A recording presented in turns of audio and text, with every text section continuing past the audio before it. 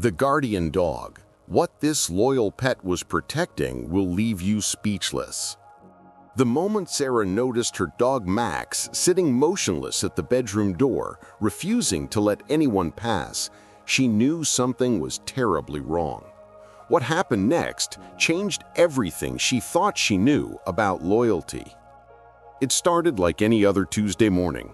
Sarah Williams had just returned home from grocery shopping when she noticed something unusual. Max, her 3-year-old golden retriever, was sitting perfectly still in front of the master bedroom door. His ears were perked up, his body rigid, and his eyes were fixed on the door with an intensity she had never seen before. "Max, come here, boy," Sarah called, setting her bags on the kitchen counter. But Max didn't move. He didn't even acknowledge her presence.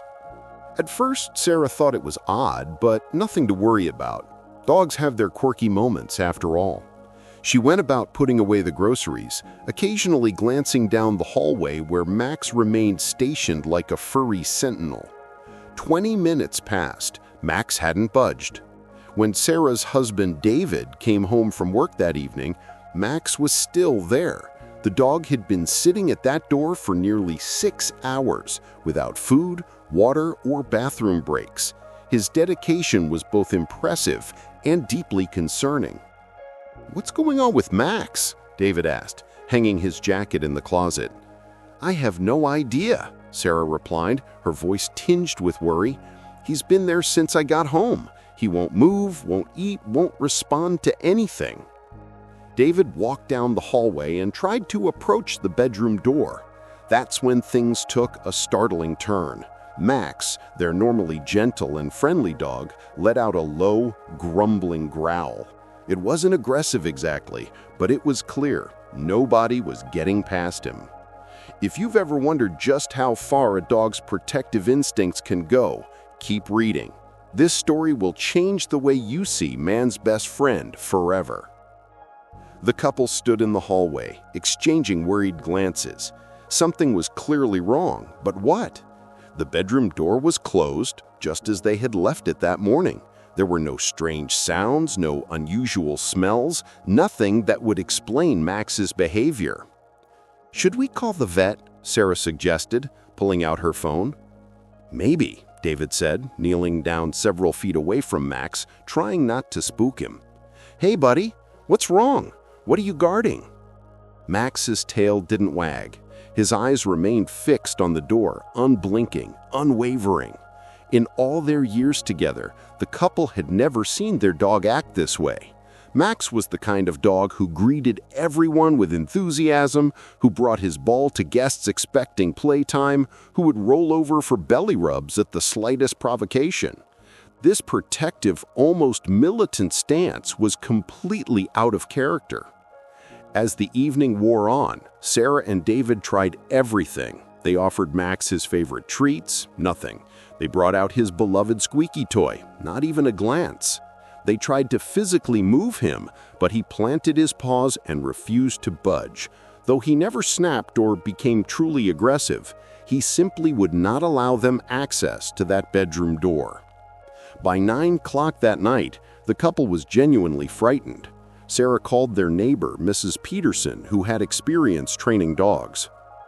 "Has anything changed in the house? Any new furniture, repairs, anything that might have stressed him?"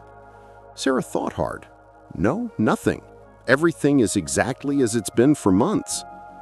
"And you're sure there's nothing dangerous in the bedroom? No gas leaks, no pests, no—" "I haven't been able to get in to check," Sarah interrupted. "Max won't let us." There was a long pause on the other end of the line. "I'm coming over," Mrs. Peterson said finally. "What happened next is something every pet owner needs to know. Don't skip ahead. This could save a life." Mrs. Peterson arrived within 20 minutes, carrying a small bag of professional training tools.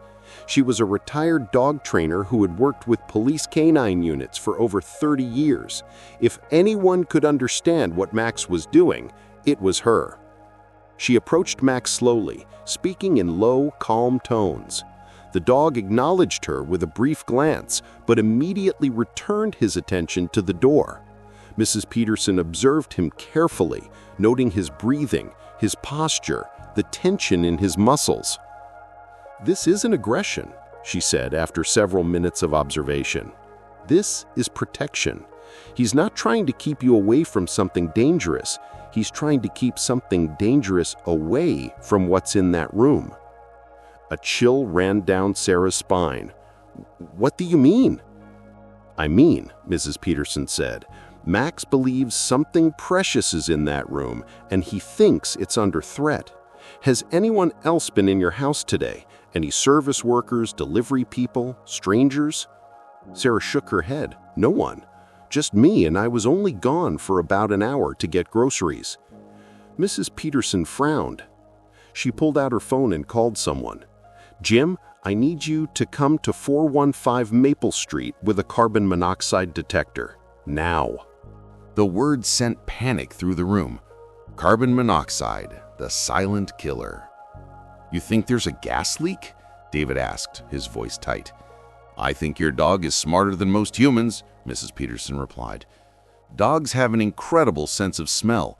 They can detect carbon monoxide at levels too low for our detectors to register. If there's even a small leak, Max would know." Jim, a local firefighter, arrived 15 minutes later with professional-grade detection equipment. With Max still standing guard, he carefully opened the bedroom door, the dog finally allowing him to pass after Mrs. Peterson gave a specific hand signal that apparently Max had been trained to recognize years ago during his puppy socialization classes. Jim disappeared into the bedroom with his equipment. The seconds felt like hours. When Jim emerged, his face was grave.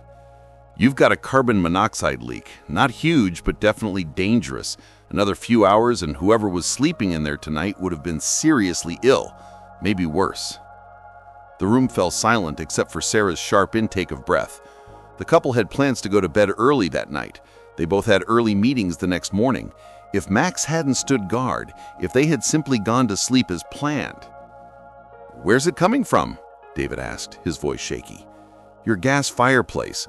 The ventilation system has a crack. It's been slowly leaking gas into the bedroom all day.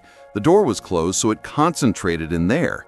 Max must have detected it hours ago and decided nobody was going through that door." Mrs. Peterson knelt down next to Max and gently stroked his head. The dog finally relaxed, his tail beginning to wag slowly. He had done his job. He had protected his family. This is why sharing this story could help others. You never know who might need to recognize these warning signs in their own pet. The Williams family spent that night at a hotel while a specialized team fixed the fireplace and ventilated the house. Max received a steak dinner and more belly rubs than he knew what to do with. Local news picked up the story, and within days, Max became a minor celebrity in their small town. But beyond the feel-good headlines, there was a deeper lesson that resonated with animal lovers everywhere. Dogs aren't just pets, they're family members with incredible abilities that can literally save lives. The veterinarian who examined Max the next day explained that dogs have up to 300 million olfactory receptors in their noses compared to about 6 million in humans. This gives them an extraordinary ability to detect gases, chemicals, and even medical conditions like low blood sugar or oncoming seizures. Max's behavior is a perfect example of protective instinct combined with sensory awareness. He detected danger that was completely invisible and odorless to you, and he took action in the only way he knew how, by preventing anyone from entering that hazardous space. Sarah often thinks about that day. What if she had forced her way past Max? What if they had assumed he was just being stubborn and had disciplined him? What if they had called a behavioral specialist instead of someone like Mrs. Peterson who understood working dogs? The what-ifs are sobering. Before you go, remember this. Your pet's unusual behavior might be their way of telling you something critical. Never ignore it. Share this story so others know to trust their animal's instincts. Max's story spread across social media, inspiring countless people to pay closer attention to their pet's behavior. Dog trainers reported an increase in calls from owners wanting to better understand their animal's body language and communication signals. One woman in California commented on the story, saying that after reading it, she took her cat's persistent meowing more seriously and discovered a small electrical fire starting in her walls. A man in Texas credited Max's story with prompting him to investigate when his dog started obsessively pawing at a specific spot in the basement. He found a gas pipe leak before it became catastrophic. These stories might seem dramatic, but they highlight a simple truth. Animals are attuned to their environments in ways we're only beginning to understand. They notice changes we miss. They sense dangers we can't detect. And sometimes their strange behavior is the only warning we'll ever get. The Williams family now advocates for pet safety awareness and carbon monoxide detector maintenance.